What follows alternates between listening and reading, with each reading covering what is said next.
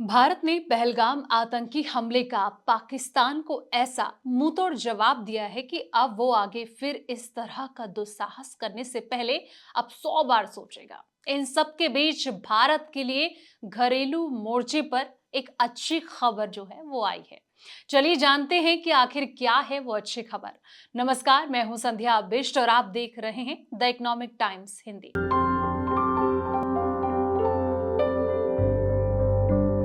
बता दें कि भारतीय उद्योग परिसंघ यानी कि सीआईआई का अनुमान है कि भारत की जीडीपी 6.5% की दर से आगे बढ़ सकती है।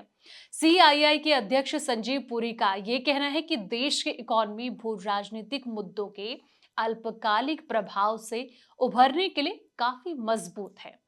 समाचार एजेंसी पीटीआई को दिए गए एक इंटरव्यू में उन्होंने कहा कि भारत को बढ़ती व्यापार बाधाओं को देखते हुए राष्ट्रीय हितों की रक्षा के लिए प्रमुख जो व्यापारिक साझेदारी है उसके साथ द्विपक्षीय व्यापार समझौते करने चाहिए।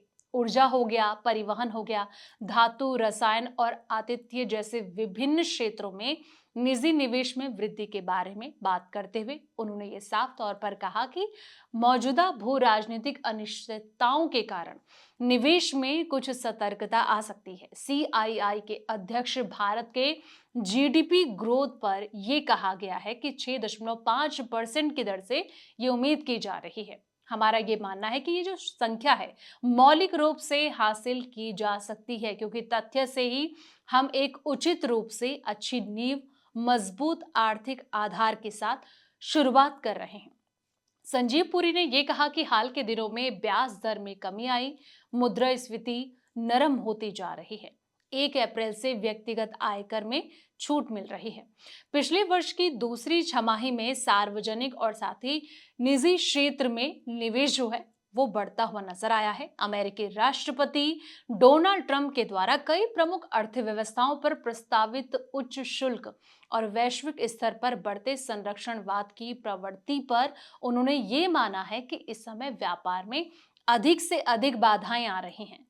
उन्होंने सुझाव दिया है कि भारत को द्विपक्षीय व्यापार समझौते करने चाहिए जो कि पारस्परिक रूप से लाभकारी और साथ ही राष्ट्रीय हित में हो। संजीव पुरी का ये मानना है कि इसलिए भारत जिन देशों को आगे बढ़ा रहा है और उनमें से बड़े देश अमेरिका हो गया, यूरोपीय संघ है, वे महत्वपूर्ण हैं।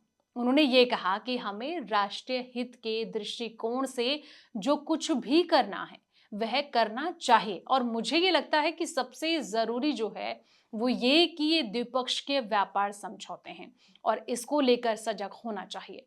फिलहाल इस वीडियो में इतना ही। जानकारी भरे ऐसे ही तमाम वीडियोस के लिए आप देखते रहें द इकोनॉमिक टाइम्स हिंदी।